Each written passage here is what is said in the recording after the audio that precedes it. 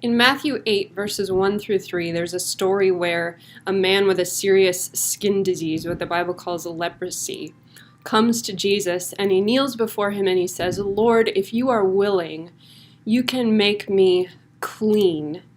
And that wording is because in that Hebrew culture of the time, if someone had one of these skin diseases, it was a chronic skin disease that was, running and was contagious, and these people were considered ritually unclean and they were removed from their community.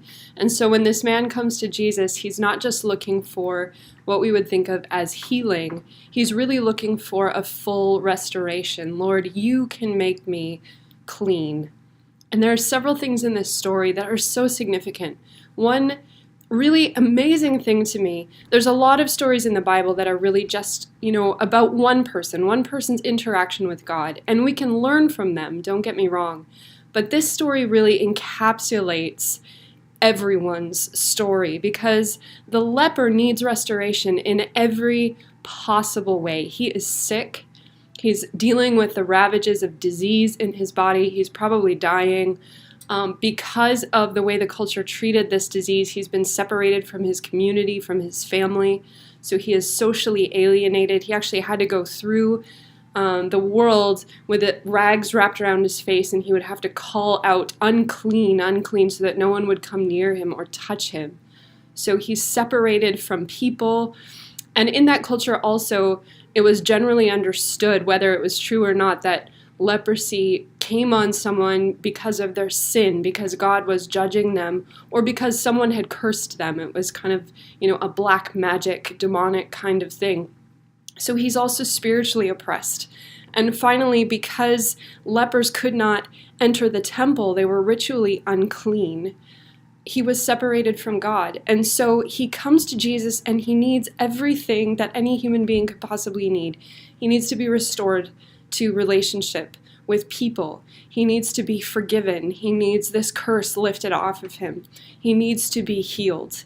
And he needs to be restored to the presence of God. And so he comes to Jesus and he says, "Lord, if you are willing, you can make me clean." And there's two really key things in that. First of all is that phrase, "if you are willing."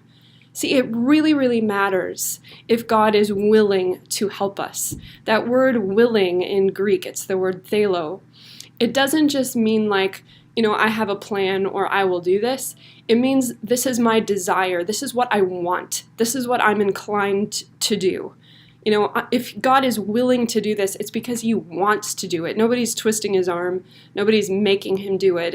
He's not doing it because it's the right thing. He's doing it because he wants to.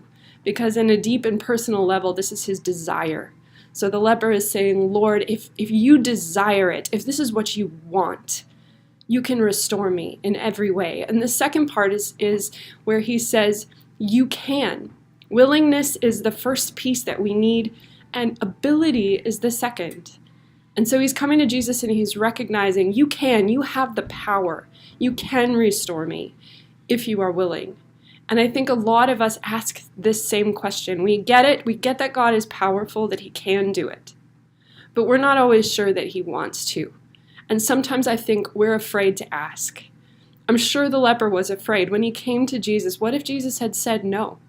What if he'd said, "No, you are this way because God did this to you and it's what he wants, and I'm just going to leave you like this"? The leper dared to come and ask, "What do you want? Lord, what do you want to do? Do you want to heal me?" And Jesus said, "Yes, I am willing. Be made clean."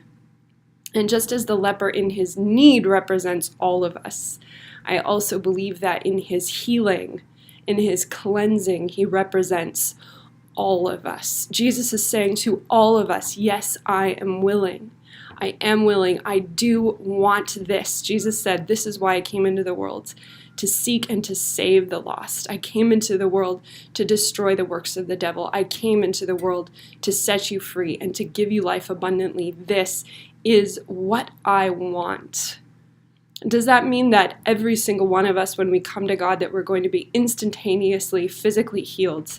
Obviously not. But that doesn't mean that God's restoration will not go to work in our lives, and especially if we don't get instantly healed, especially if we have to live with a problem for a longer time span, it's so important for us to know that in His heart, what God wants and what He is doing on a big scale and what He will do in every one of our lives is to restore us fully. Hey, I'm Rachel Starr Thompson. Thank you for being with me today. If you'd like a free book on the Lord's Prayer, heart to heart, meeting with God in the Lord's Prayer, go to my website, rachelstarthompson.com. That's Rachel with an E-L and Star with 2 R's and Thompson with no P. Don't worry, I'll put the link in the notes for this video for you. You can go to my website, just put in your email address, and I will send you that book.